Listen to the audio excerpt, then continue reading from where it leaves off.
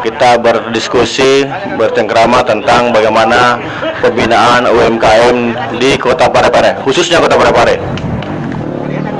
Ya. Jadi silakan teman-teman yang mungkin mau mendekat, mau mendengar, atau silakan kita berinteraksi bersama-sama.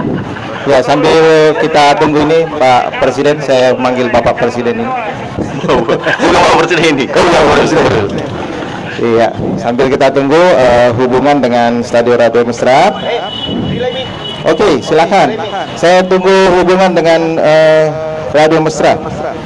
Selamat datang di Parepare 2019 para pengunjung. Sementara kerjasama dari komunitas tangan di atas Parepare dan Radio Mesra, kita akan berdialog seputar wirausaha, dan alhamdulillah ternyata Pak Presiden ya, Pak Ketua, luar biasa, ada banyak toko-toko yang menghadiri. Sayang toko bangunan dan toko cendera mata tidak ada. Ya, sambil menunggu informasi. Oh ya, sudah tersambung dengan Radio Mesra.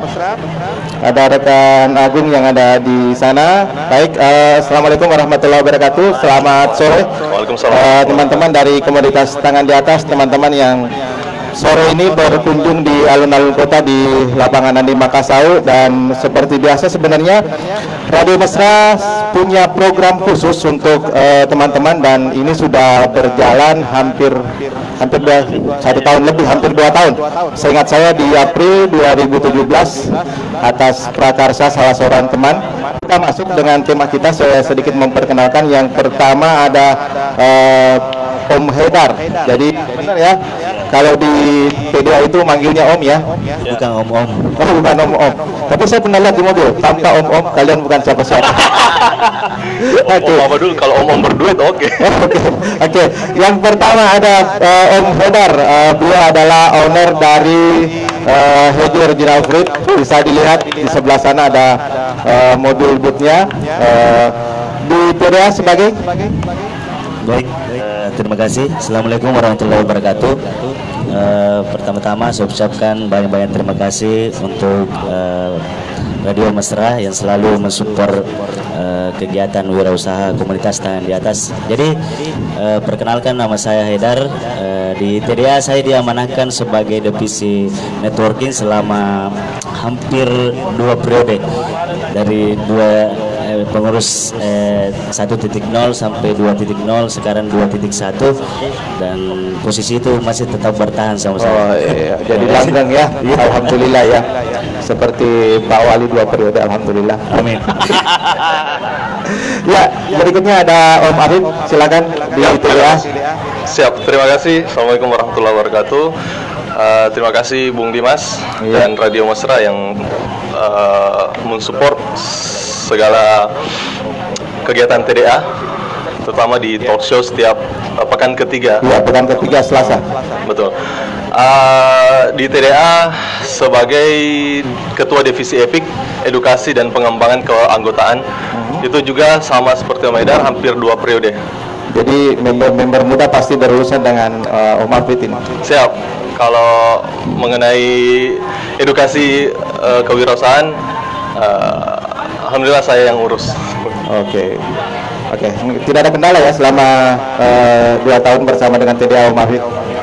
Kenapa? Tidak ada kendala yang berarti ya. Saya yakin saya ada kendala, tapi tidak ada kendala yang berarti ya. Semua bisa diatasi. Kalau dikerjakan dengan tulus, ikhlas, insya Allah ada jalannya. Amin. Dan yang ketiga, ini yang sangat luar biasa. Saya mengenal beliau waktu masih menjadi Ketua TDA Parepare, namun sekarang sudah 1 level menuju ke provinsi, dan sekarang sebagai Ketua TDA Sulawesi Selatan atau Sulawesi Selatan Tenggara. Boleh mic-nya Pak Ketua? Oke, terima kasih. Masih lebih asik memanggilnya Pak Presiden. Ini nanti bahaya, ini nanti didengar. Ini biasa live juga teman-teman pengurus pusat biasa ini. Oh, gitu ya? Informasi itu karena kita bagikan juga, mereka kadang melihat juga kira. Oh, jadi ini makanya jangan macam-macam kita ini. Oke, boleh. Kalau butuh pemandu tidak usah jauh-jauh. Om Karni ada Om Dimas di sini. Oke, siap. Jadi selamat sore buat teman-teman yang di seluruh Parepare dan khususnya Parepare, dan seluruh yang mendengar Radio Mesra live yang dibagikan oleh teman-teman juga. Jadi saya alhamdulillah sekarang nama Samsul Rijal Madani, biasa dipanggil Om Rijal. jabatan sekarang sebagai Ketua Wilayah Sulsel awalnya ya, tapi karena kemarin TDA Kendari terbentuk dan ternyata menurut laporan dari pusat bahwa itu menjadi wilayah saya juga, jadi akhirnya berganti nama TDA Sulseltra. Jadi TDA Wilayah Sulawesi Selatan dan Tenggara. Sangat berat, tapi ya seperti disampaikan tadi oleh Om Afif bahwa ketika dilaksanakan dengan penuh rasa tanggung jawab dan dinikmati, menjadi berkah jadinya, insya Allah, amin.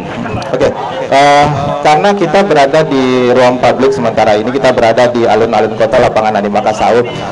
TDA sih untuk pendengar Radio Mesra saya yakin, dan sebenarnya kalau untuk TDA di Parepare itu sangat luar biasa, tapi tidak apa-apa. Saya pengen mungkin Pak Ketua dulu sedikit mereview keberadaan TDA di Parepare hingga ada hampir 5 tahun apa 3 tahun di 3 tahun ya, karena sudah 2 kali PW ya. Tapi bukan pasangan wanita, Wirausaha, Pak Ketua. Oke, makasih. Jadi sejak akhir 2015 itu sebenarnya, tapi sebenarnya flashback 2013 sebenarnya TDA sudah ada di Parepare, cuman tidak berjalan sebagaimana mestinya dikarenakan minatnya masih kurang. Nantilah ketemu lagi di akhir 2015. Kebetulan saya lagi bertemu dengan teman-teman Makassar. Ternyata saya lagi mengikuti sebuah event bisnis. Waktu itu belajar bisnis. Tapi ternyata belajar bisnis yang saya pelajari di Bandung itu tidak ada apa-apanya dibanding dengan apa yang diajarkan TDA waktu itu. Nah, sehingga sharing dengan teman-teman itu yang Makassar itu, wah ternyata kita ketinggalan jauh ini, pribadi ya.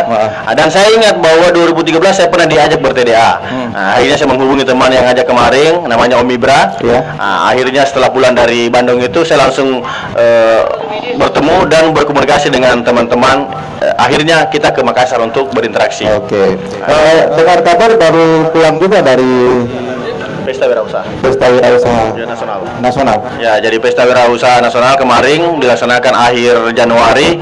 Alhamdulillah respon luar biasa. Sekarang TDA berada di 92 kabupaten kota se-Indonesia. Bahkan sampai hari ini pun masih banyak permintaan untuk terbentuknya TDA di daerah-daerah.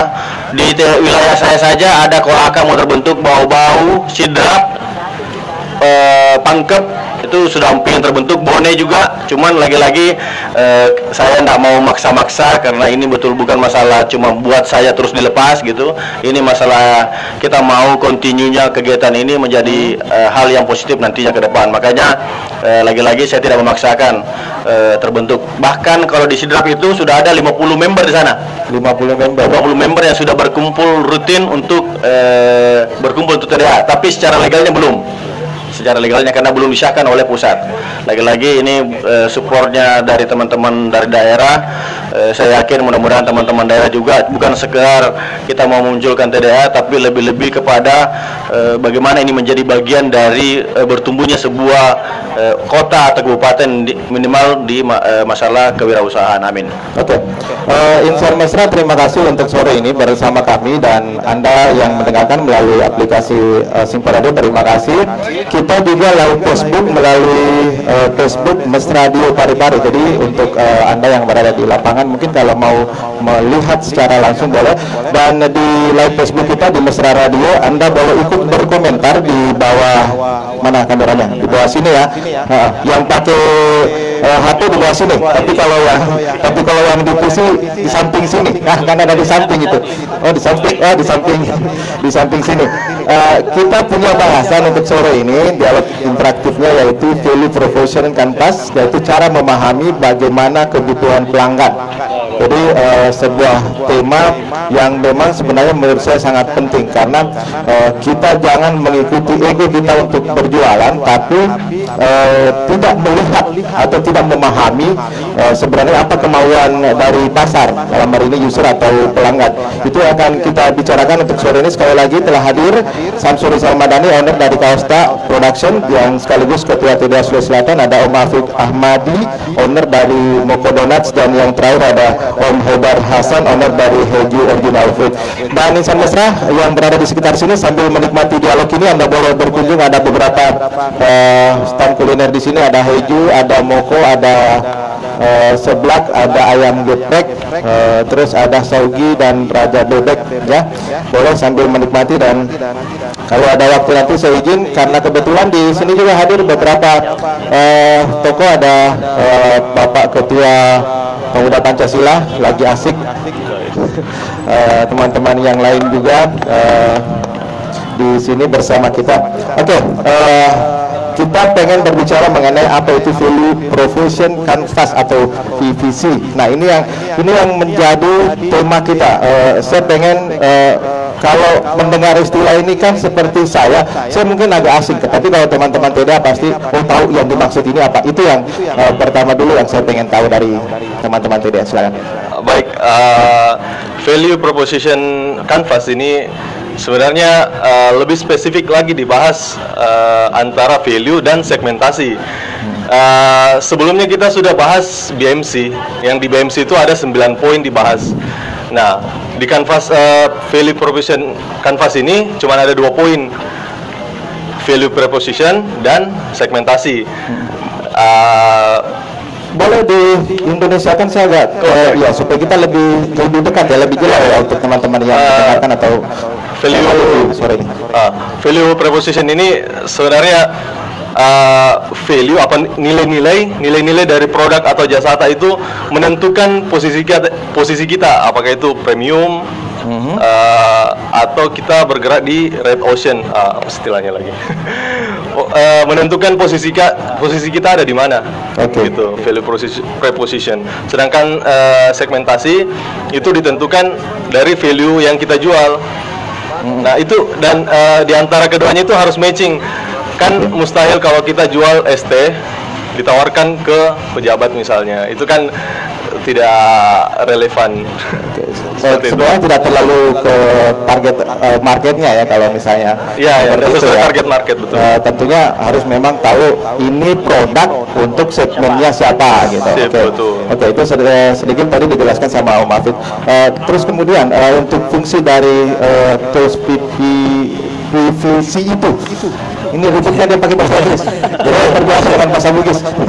Saya luruskan, jadi yang dimaksud tadi itu bisnis model kanvas itu sendiri itu terbagi dari 9 kolom.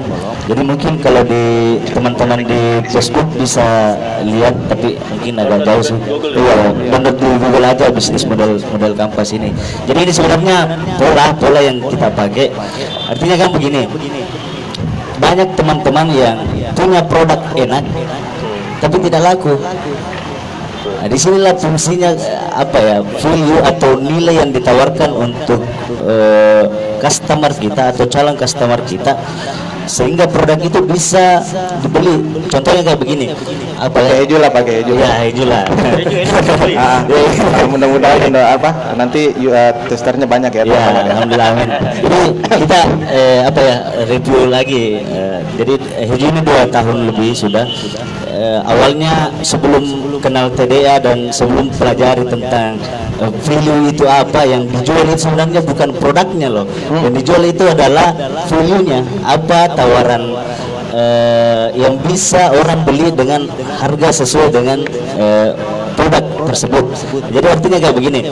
Contohnya di Heju itu ada, kalau istilahnya di pedagang-pedagang ini itu namanya es jeruk. Es jeruk. Dengan kemasan yang yang cup, terus dijual tidak bermerek, dijual dengan harga 5.000. Heju hadir dengan konsep memberikan nilai atau value lebih, bahwa di Heju itu kalau orang minum di Heju itu kualitas buahnya oke. Nah, itu salah satu value yang kami tawarkan di Heju. Bisa tidak orang beli Heju dengan harga 10.000 dengan es jeruknya? Makanya kita edukasi bahwa jus jeruk atau es jeruk yang di Heju itu betul-betul dengan kualitas yang bisa di higienis, terus buahnya asli, pemakaian bahannya secara terbuka kayak begitu, jadi Mas. Jadi teman-teman sebenarnya kalau kita belanja ya kita beli sebenarnya itu value-nya bukan produknya, isinya ya, iya, bukan isinya. Secara mengingatkan bahwa itu yang kita beli. Iya, Tapi betul. sebenarnya apa yang ada di situ. Apa yang ada kandungannya dalam produk itu, tapi tetap substansialnya produk harus bagus. Cuma kan banyak produk yang bagus tapi tidak laku-laku, itu yang persoalannya, karena tidak matching antara value dengan customer, tidak ketemu kini. Kalau istilahnya orang odo-odo ya, tidak ketemu tidak apa lagi namanya itu. Istrinya hilang kayak begitu. Makanya orang susah. Kenapa saya bagus produkku, banyak orang yang saya tester ini cuma bilang enak-enak. Iya enak karena orang tester gratis. Jadi kayak begitu. Oke. Nah, itu sedikit gambaran yang digambarkan oleh Om Haidar, dan kan tadi dijelaskan nih tentang mengetahui kita sebagai pemula terkadang hanya tahu kita jualan ini, tapi kita tidak mengetahui bagaimana cara mengetahui dari produk tersebut. Apa pilihannya sebenarnya, apa yang ingin dijual dari produk itu. Bagaimana kalau hal seperti itu? Sikat. Cara mengetahui value dari produk atau jasa tak, Sebenarnya kita harus punya pilihan yang lebih ya. Iya. Artinya tadi kalau es jeruk bukan sekedar, tapi ada sesuatu yang lebih yang ada di situ. Yes. Jadi ini saya lihat dari perubahan cara mengonsumsi produk. Oke. Misal nasi goreng, toh? Nggak mau pakai moko misalnya. Oke lah, pakai moko. Misal orang mau ngemil, toh itu kan ngemil pada saat jam santai. Susah kalau pakai moko nih. Pakai nasi goreng, taruhlah nasi goreng. Fungsi nasi goreng, nasi kembali. Oke. Nasi goreng. Kalau orang makan nasi goreng kan fungsinya untuk kenyang. Nah, kita tambahkan value di situ. Misal makan nasi goreng dengan tingkat kepedasan 1-5 misalnya. Berarti ada lifestyle yang masuk di dalamnya. Misal apa namanya? Ya, contohnya seblak. Ada ranking kelasnya. Ada tingkat kepedasan di situ. Jadi bukan sekedar makan untuk menghilangkan lapar, tapi ada value, perubahan fungsi daripada makan tersebut. Ada nilai tambahnya, misal challenge istilahnya, tantangan, bisa aku gak makan level 5 kayak begitu. Jadi orang berbondong-bondong untuk coba itu. Artinya produk itu nanti bukan hanya sekedar mentok di situ. Ketika saya membeli misalnya seblak, bukan hanya merasakan pedesnya itu saja. Jadi saya bisa ngatur pedesnya yang pedis sedikit, tambah pedis, sangat pedis, bisa gitu ya. Yes. Lebih ke ini sih, kalau value produk sekarang khususnya di kuliner sih, itu lebih ke bagaimana caranya produk itu kita ciptakan dulu supaya bisa jadi lifestyle. Jadi lifestyle artinya orang minum, contohnya hejo, kayak keren kak, kayak saya keren minum hejo, minuman sehat kayak begitu. Saya kalau ngemil pakai moko itu kayak keren ke, sampai dia update apa. Nah, itu sudah kena namanya value-nya, dapat ke value-nya antara value dengan customernya.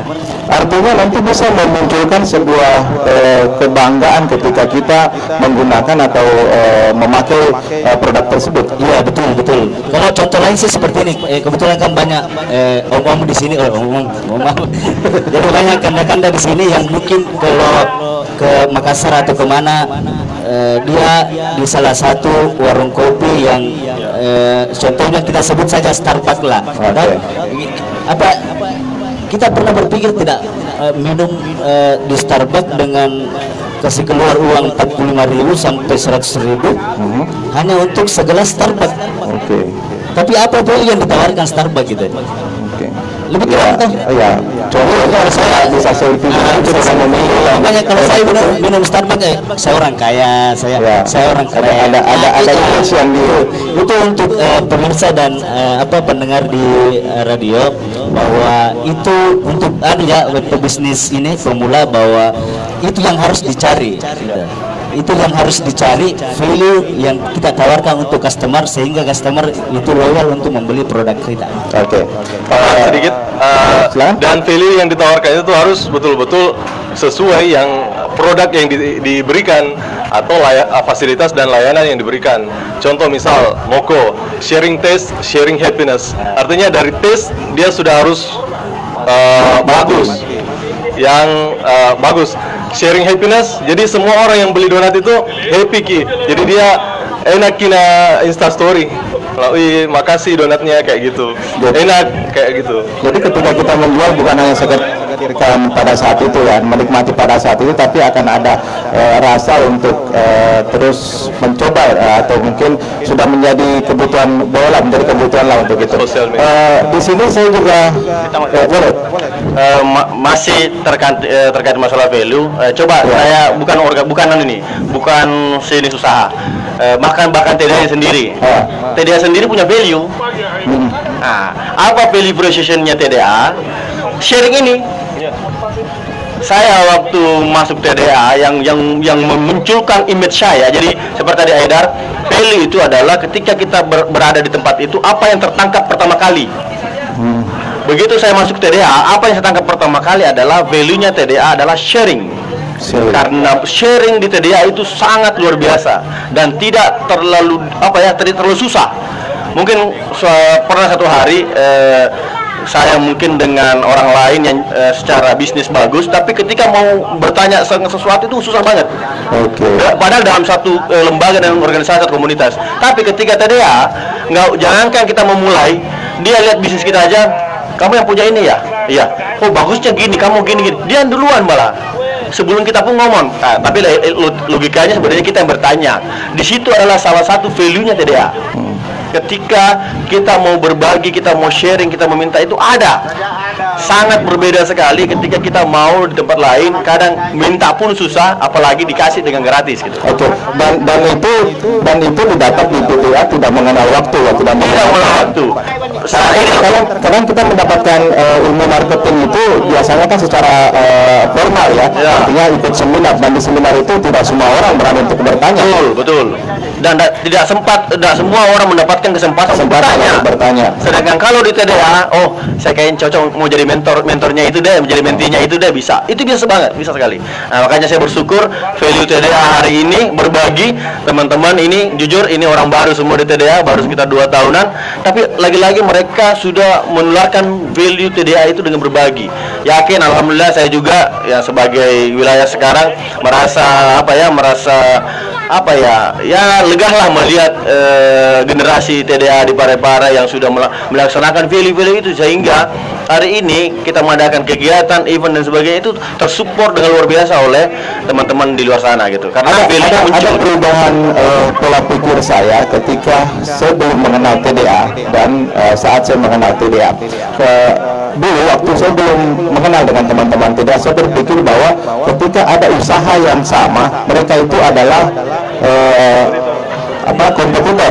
Tapi ketika saya pertama bertemu dan kebetulan kalau saya tidak salah Pak Ketua ini yang pertama jadi bintang tamu talk show kita, beliau bilang kalau sebenarnya dalam bisnis itu jangan mau kompetisi, tapi harusnya menjadi sebuah kolaborasi. Dan itu yang didapatkan di TDA ya. Betul sekali. Dan itu pun jujur kita di TDA saling berbagi itu, bahkan konteksnya ke semua arah.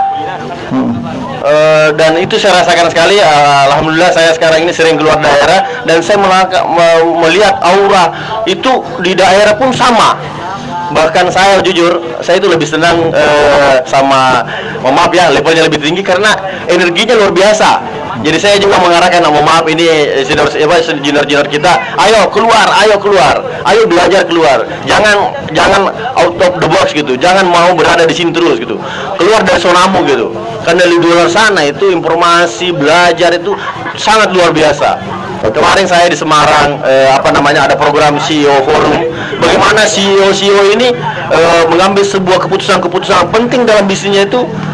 Kita tahu gimana caranya, dan itu alhamdulillah kita bisa belajar langsung lagi dari beliau gitu. Saya bahkan senang itu touring bareng mereka, karena kenapa? Touring itu kita bisa 1 hari yang bareng sama mereka, mau tidur sama, itu ilmunya ada semua jadinya. Nah, disitulah sebuah kelebihan ketika kita ber-TDA, karena lagi-lagi kita bersama-sama dengan teman-teman, bersama dengan orang-orang, maaf ya, yang sangat low profile. Kenapa sangat low profile? Tidak nyangka dengan kondisi hari ini penampilannya, tapi dengan omset yang luar biasa, tapi tanpa disebut. Oke. Itu yang saya yang kagumnya di teman-teman TDI seperti itu. Iya.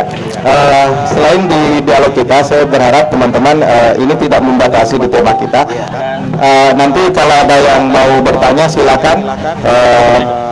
Mungkin dari teman-teman TDA, atau mungkin nanti kalau misalnya ada yang mau bertanya seputar TDA atau hal-hal lain dengan tema-tema wirausaha, baru ikut bergabung bersama kita di sini.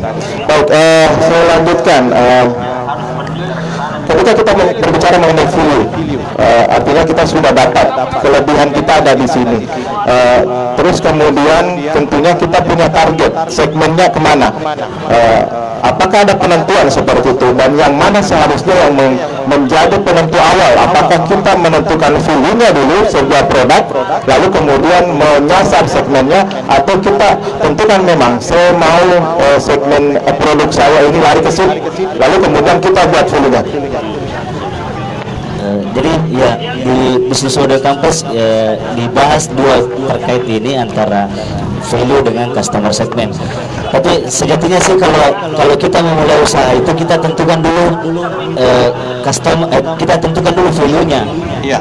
Sejatinya harusnya sebenarnya, tapi fleksibel aja sebenarnya ini antara satu duluan customer segment atau value-nya itu sendiri, karena mungkin saja pemirsa di rumah, pendengar atau pemirsa di Facebook mungkin sudah punya usaha 2 tahun atau 3 tahun, terus dia sudah punya produk gitu, tapi dia belum tahu apa value-nya. Nah ini yang artinya persoalan apa ya, tidak terlalu besar. Ini persoalan tidak terlalu besar, kecil, tapi dampaknya besar. Jadi kan yang pertanyaan tadi Kak Dimas bilang bahwa mana duluan antara customer segment atau value. Baik, fleksibel Ji. Kalau teman-teman baru buka usaha, bagusnya sejatinya itu harusnya wajib itu value-nya dulu sebelum kita tentukan customernya. Tapi kalau sudah teman-teman sudah punya usaha, ya sudah ada sudah ada customer, tinggal value-nya yang mau dicari, dipencot, terus diedukasi. Sama halnya dengan saya dulu 2 tahun yang lalu, setelah 3 bulan buka usaha itu dengan PD-nya bilang, oh saya bisa marketing, saya bisa ini, saya bisa segalanya. Tapi pada saat perjalanan 3 bulan itu saya mentok, apa yang kurang di produk ini, padahal sudah bagus menurut saya ya, sudah bagus, sudah enak, sudah apa pokoknya terperfect lah, tapi faktanya tidak ada sales. Makanya setelah kenal TDA, belajar bisnis model kampus, jadi kita kiki itu namanya value-nya. Jadi oh ternyata hari ini kita bilang di baju itu sehat, apa segarnya mantap, sehatnya dapat, tapi apa ya, edukasi itu tidak sampai ke customer segmennya kita. Setelah dapat itu dapat melalui sosial media, melalui pendekatan kayak pameran begini, sehingga antara value yang kita grid tadi itu dapat dengan segmennya, dan alhamdulillah salesnya ya dapat sampai hari ini.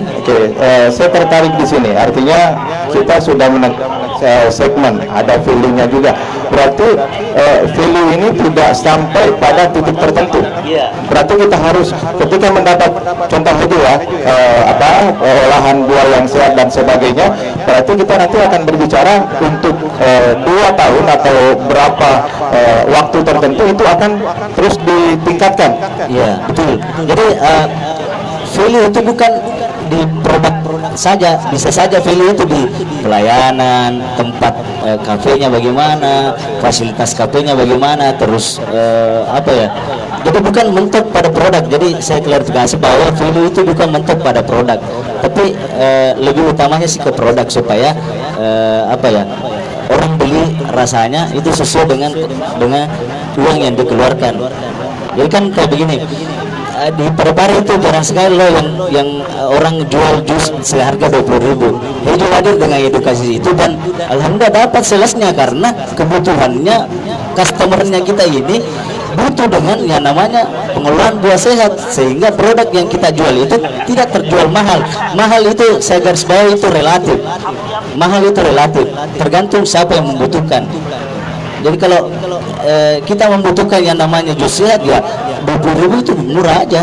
Tapi kalau kita tidak membutuhkan itu mahal. Nah, jadi kayak begitu. Harus sinkron antara value dengan customer.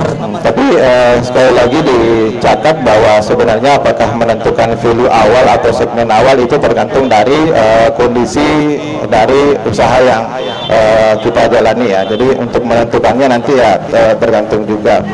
Sedikit tambahan, untuk menentukan siapa sih yang pertama ditentukan segmennya atau value-nya. Nah, perlu diketahui di value proposition canvas ini dibahas dua, yaitu value proposition dan customer profile.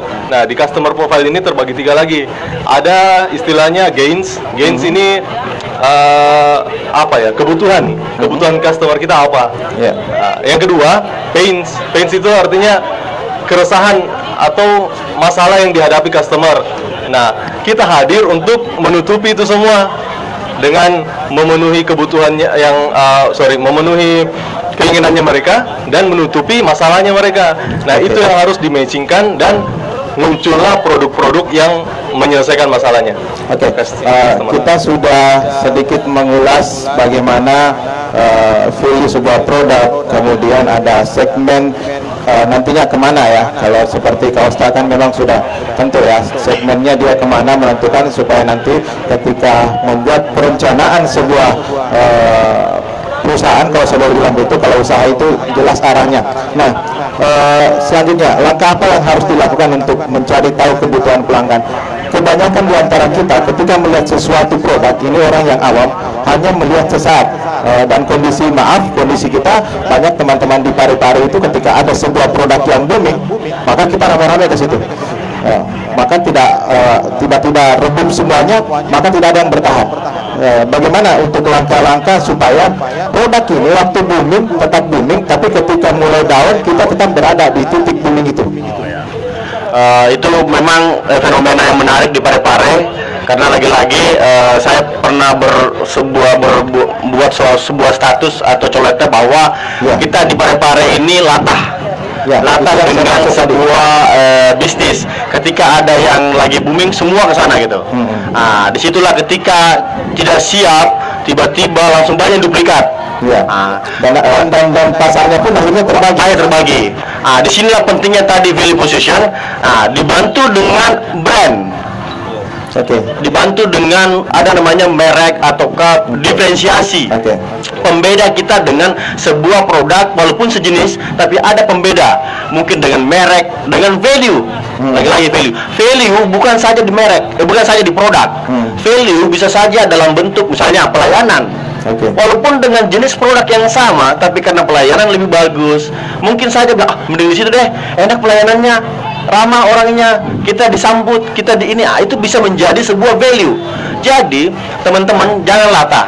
Jadi kalau ada misalnya kita punya produk, makanya kompetisi itu dirangkan dalam TDA, karena silakan memperbaiki dengan sistem value itu. Jadi nggak usah bilang nanti ada ini, nanti muncul ini gitu. Kalau orang-orang maaf ya yang belum masuk di TDA pasti baper. Nanti muncul ini, bersaing lagi kita. Tapi setelah di TDA itu jadi motivasi jadinya. Ya, gimana nih caranya karena begini ya, kita nggak mungkin akan menahan orang juga, karena itu kan punya hak juga. Betul. Kalau brand, ya itu kita boleh tahan dia. Tolong dong, jangan pakai brand ini. Ini brand ini punya saya. Jadi dan itu harus bisa kita legalkan. Jujur maaf ya, saya jujur baru aja kemarin, baru bulan lalu. Brand saya itu ada yang ngambil loh. Ada yang ngambil. Kausta ya? Kausta ada, ditoli-toli.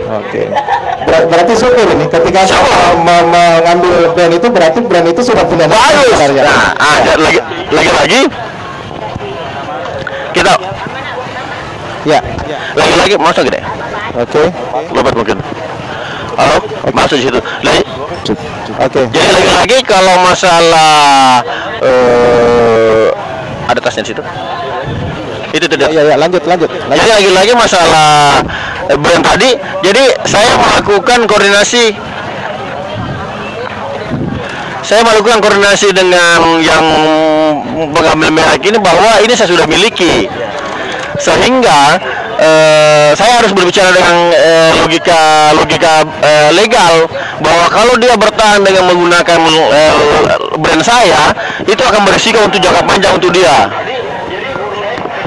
Jadi sangat tajam sekali ketika dia akan bertahan dengan brand itu, sedangkan brand itu akan menjadi hak paten saya. Kasihan kan misalnya dia sudah nanti 1 tahun 2 tahun bertumbuh, sedangkan brand itu punya saya karena saya sudah daftar, dan saya harus punya hak untuk mengklaim itu, dan itu bisa saya legalkan itu, saya kasih masuk ke ke pengadilan itu bayar dia. Dan itu kasihan sekali. Jadi ini ada bisnis baru loh di bidang legal tak? Alhamdulillah juga ada. Saya ingat ada satu member TDA yang pernah ikut diskusi bersama kita di Radio Mesra itu, namanya Mami Ucu. Nah, itu kan sebagai contoh pada saat lagi booming es bubble itu banyak yang dipikat, tapi ketika bubble itu sudah mulai turun, bahkan kalau kita menghitung sekarang punya es bubble itu sudah sangat jarang, Mami tetap bertahan di posisi itu. Ini yang contoh misalnya yang kita bisa ambil, dan semua ilmu ini didapat dari teman-teman TDA ya. Betul. Alhamdulillah. Jadi alhamdulillah sekarang Om Darwis hari ini walaupun es bubble-nya sudah tidak terlalu muncul, tapi dia punya value baru yang situ value-nya jadinya tempat nongkrong anak muda jadinya. Saya mengikuti zaman jadinya tempatnya. Saya sangat malu-malu ke situ karena kelihatan tua sekali di situ. Tapi karena terjawablah value bahwa tempat teman kita yang dari sini orang memilihnya anak-anak remaja. Anak remaja SMP, SMA di situ. Betul-betul nongkrong di situ. Saya aja lihat tidak bisa dipaksakan juga karena value-nya yang memilih dia untuk nongkrong di situ mereka sendiri. Dan semua ini didapat di TDA secara gratis. Alhamdulillah. Semua didapat secara gratis karena jujur pada saat kemarin ke Radio Mesra itu sempat bercerita soal itu dan sempat putus asa sebenarnya, dan akhirnya sekarang saya saja setiap lewat di situ malam minggu waktu pulang saya selalu berkeinginan untuk singgah ke situ. Cuman saya takutnya kekhawatirannya Pak Ketua ini. Tapi kita jadi muda di situ. Alhamdulillah. Aku kejadian tua sekali. Teman-teman ada yang mau bergabung mungkin atau sama dengan Pak Ketua? Oh, teman-teman mau bertanya atau ke Pak Ketua. Kebetulan sore ini hadir bersama kita Bapak Ketua Pemuda Pancasila Pak Fadli Agus Pante, kemudian Sekretaris Pemuda Pancasila Fuad Tukas kalau nggak salah ya. Kemudian ada Tokoh Pemuda Om Cecep, terima kasih Om Cecep sudah bergabung bersama kita untuk sore ini. Ada Pak Muhammad Yusuf MR, beliau adalah mantan Ketua KNPI Parepare. Ada aktivis lingkungan, pemerhati lingkungan. Ini yang sering teriak-teriak jangan takut pohon. Jadi kalau misalnya ada caleg yang takut pohon, diperkenalkan melalui Facebook. Beliau ini nomor 1 berada di depan. Jadi jangan takut pohon, jangan pilih caleg yang tidak mengerti perda. Ya, dan yang terakhir ada pengamat politik Sapar Mukhtar. Ya, om yang di sana kalau yang mau bergabung bisa berdua di sini saya. Ini ada hubungan saya di. Ya ini beliau. Boleh sedikit saya ke Pak Ketua Pemuda Pancasila.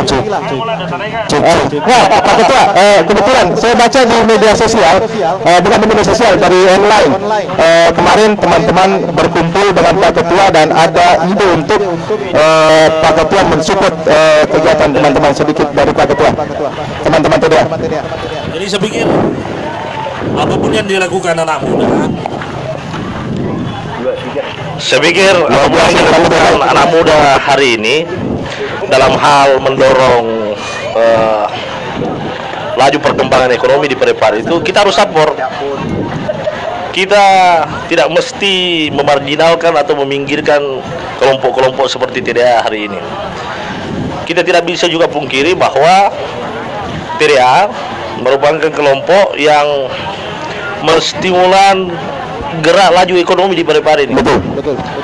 Saya pikir seperti itu. Sisa bagaimana kita berkomunikasi dengan pemerintah setempat tentang bagaimana konsep ide yang teman-teman tawarkan dari TDA. Oke. Iya.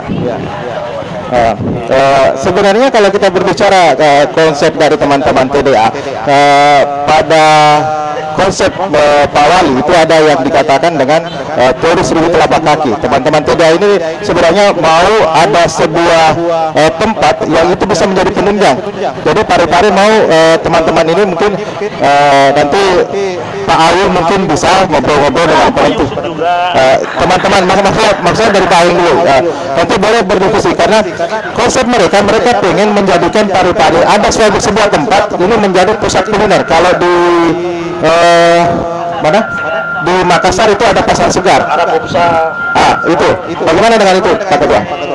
Lagi-lagi saya kembali tadi saya katakan bahwa teman-teman harus mematangkan konsepnya. Iya.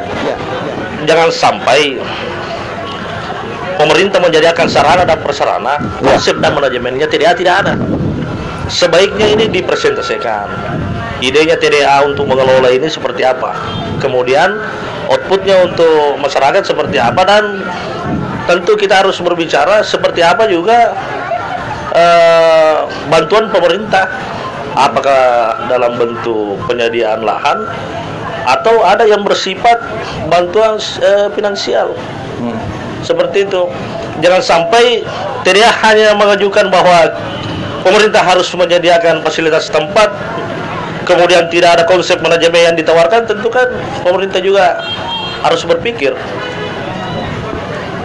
Jadi saran saya, teman-teman harus mematangkan konsepnya, idenya, kemudian melakukan presentase ke Dewan Perwakilan Rakyat dan pemerintah daerah. Jadi intinya kami selaku elemen pemuda juga dari Pemuda Pancasila sangat mendukung konsep ekonomi dari teman-teman TDA dalam rangka untuk mendukung Kota Parepare sebagai kota industri tanpa cerobong asap.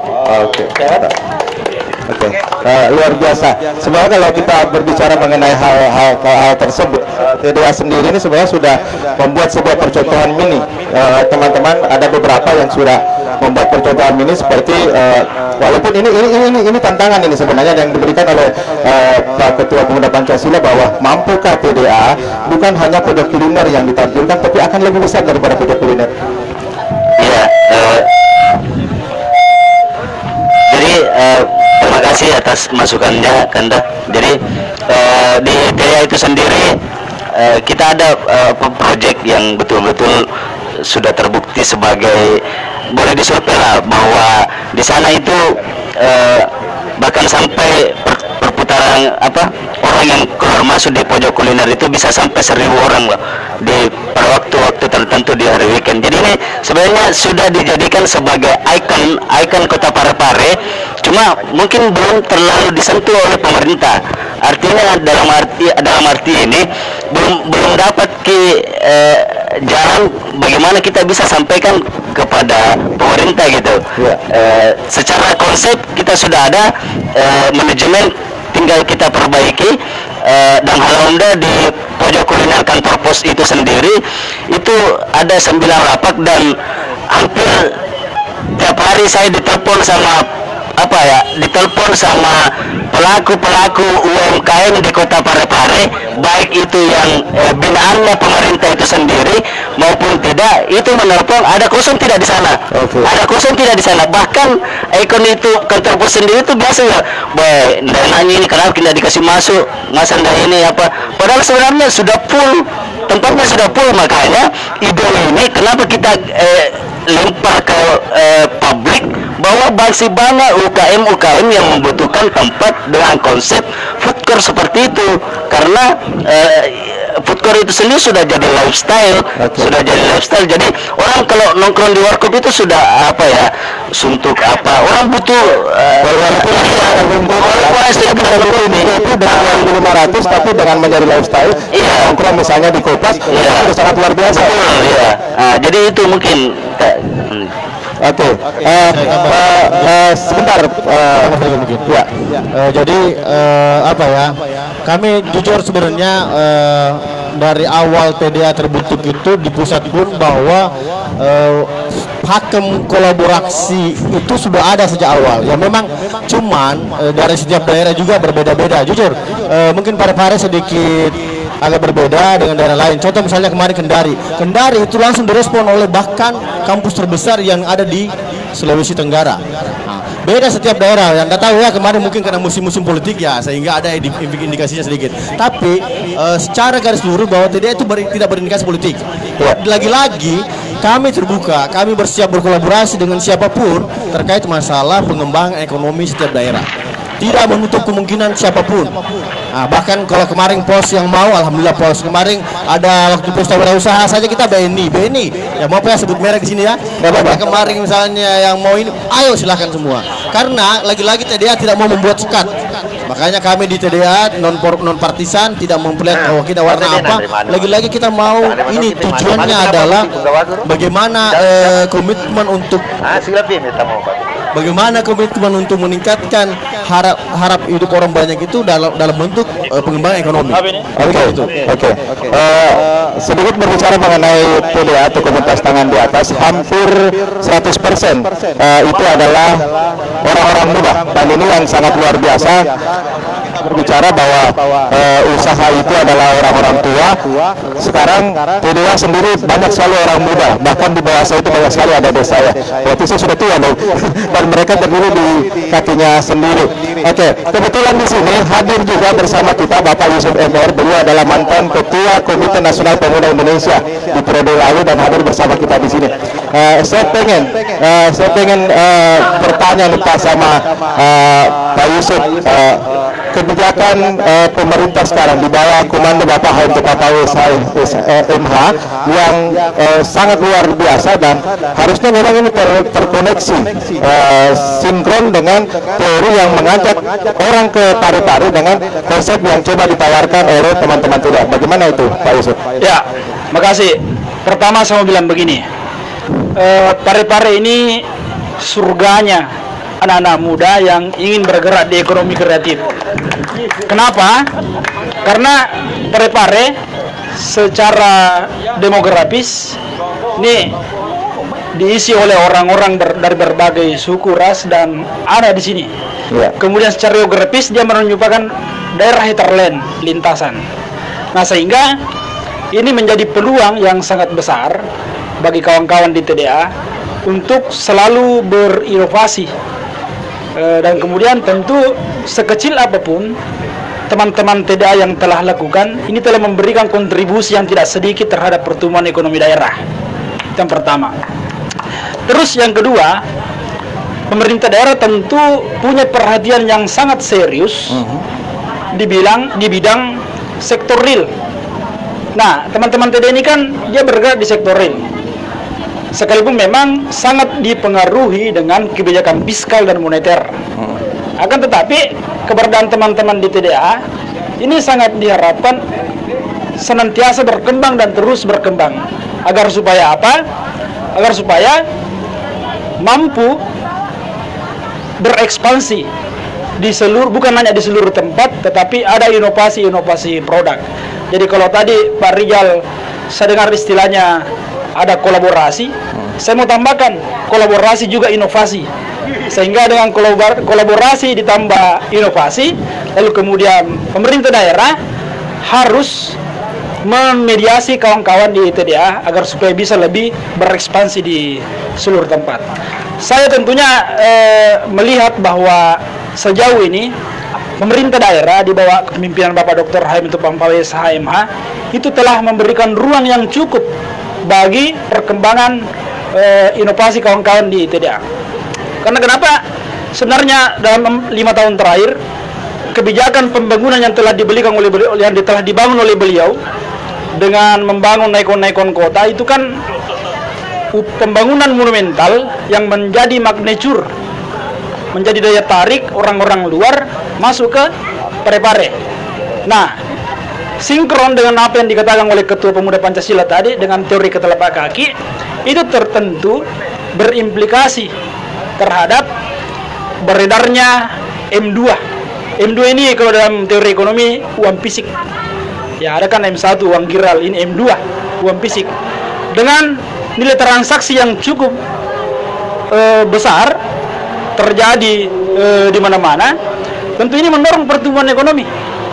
Nah, oleh karena itu saya mengapresiasi kawan-kawan di TDA yang ingin berkontribusi besar di sektor real.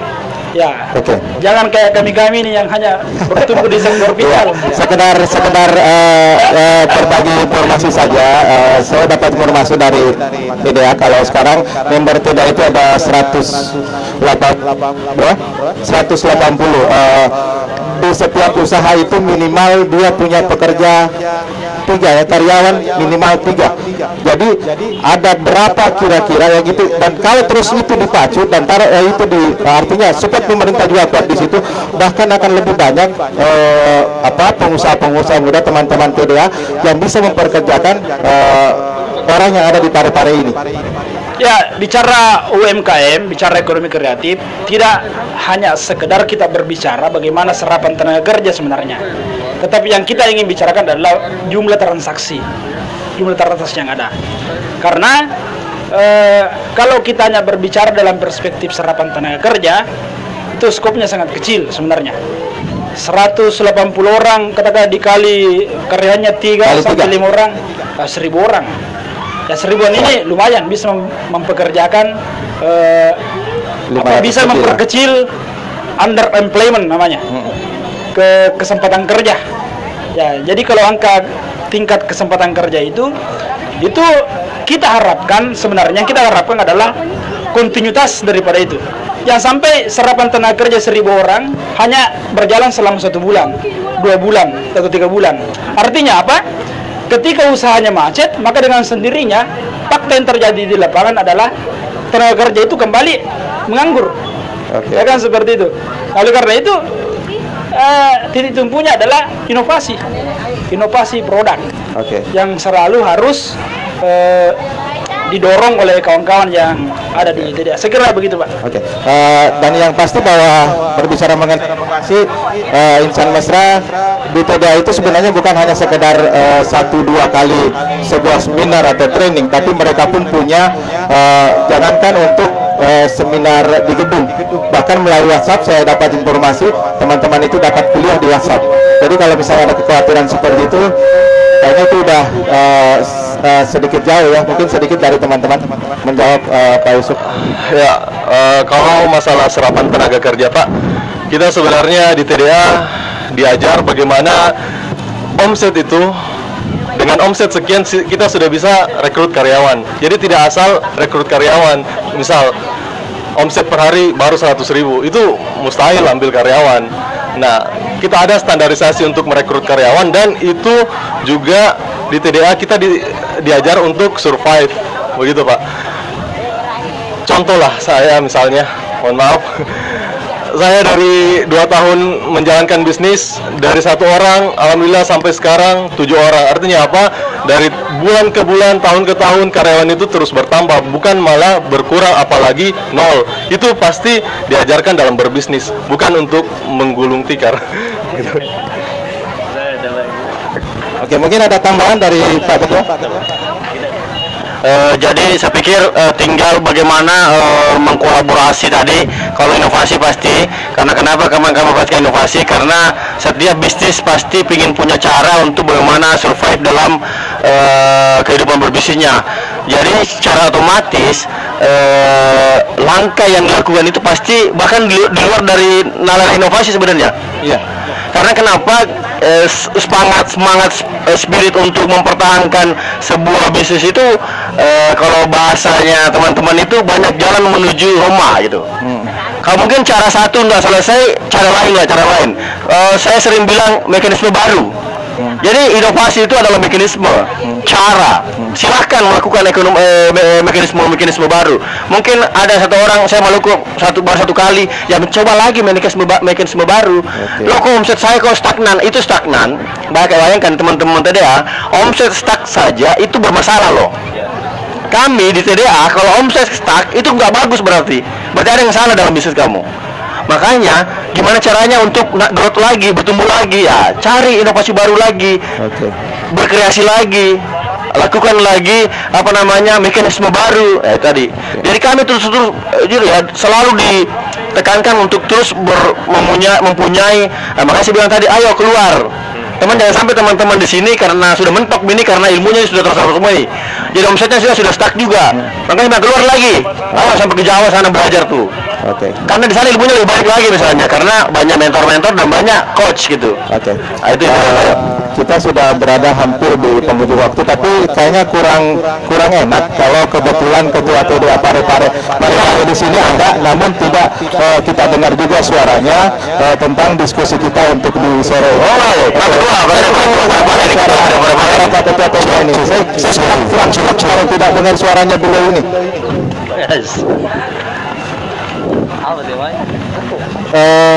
TDA Parepare teman ini berbicara tentang TDA Parepare kontribusi. Jadi kalau masalah kontribusi tadi saya dengar beberapa diskusi dan penanya bahwa kolaborasi antara komunitas tangan di atas dengan pemerintah Kota Parepare ini memang sudah perlu terwujud. Ada satu hal yang menjadi value dari sebuah komunitas adalah tentang bagaimana dia mampu memberikan manfaat kepada daerahnya. Dan teman-teman TDA tidak berbasis pada ide saja, tapi ada realitas, ada aksi yang betul-betul dilakukan. Jadi betul-betul dia kerja nyata. Modelnya kita memikirkan ide hari ini, besok dieksekusi. Dan hari ini tadi berbagai data yang disampaikan oleh teman-teman bahwa di TDA sudah melakukan banyak perekrutan karyawan. Artinya minimal dari 3 aspek untuk mengembangkan kedaerahan, salah satunya adalah penuntasan pengangguran, itu sudah dilakukan oleh teman-teman TDA. Sekarang bagaimana teman-teman dipacu untuk bagaimana dia bisa berkontribusi di tingkat lanjutan, misalkan pada pendapatan daerah, gitu-gitu terus. Dan ini masih terus dibenahi bagaimana nantinya sinergitas antara komunitas yang pada dasarnya ini juga harus dirawat. Jadi bukan anak muda semua, ada beberapa yang tua-tua ya. Saya masih kelahiran 94. Saya 95. Jadi banyak aja yang anak muda. Tapi ada juga yang tua-tua. Yang tua ini juga ikut belajar. Satu hal yang menarik juga di TDA, bukan umur, jadi bukan umur lagi untuk tempat belajar, tapi bagaimana teman-teman punya mental untuk bagaimana dia bisa berbenah baik dari segi dirinya maupun bisnisnya itu. Oke. Kenapa terkasih maki? saya masih banyak pertanyaan sebenarnya ini Om Rizal. Nggak masalahnya sebenarnya kita perlu minta maaf juga sama pendengar, persoalannya agak molor. Ini mungkin sedikit koreksi juga untuk teman-teman jangan sampai seperti ini mungkin ke depannya. Tapi terima kasih untuk sore ini teman-teman dari Pemuda Pancasila dan teman-teman yang lain juga yang hadir. Terima kasih sudah hadir di sini. Pengunjung selamat menikmati Parepare Park 2019. Om Rizal Marani, Ketua TDA Sulawesi Selatan, terima kasih. Om Afif, terima kasih. Terus Om Haidar, terima kasih. Pak Ketua juga terima kasih untuk kebersamaannya di sore ini. Insya Allah saya tunggu lagi apakah saya nanti ke Moko untuk berdiskusi, ke depan ini untuk berdiskusi, atau teman-teman yang ke Radio Mesra untuk bisa berdiskusi. Baik, terima kasih teman-teman untuk ilmunya, untuk sharingnya untuk sore ini. Dan sampai di sini San Mesra kebersamaan kita bersama komunitas tangan di atas Parepare. Saya Dimas Akbar. Wabillahi taufiq wal hidayah. Assalamualaikum warahmatullahi wabarakatuh. Waalaikumsalam.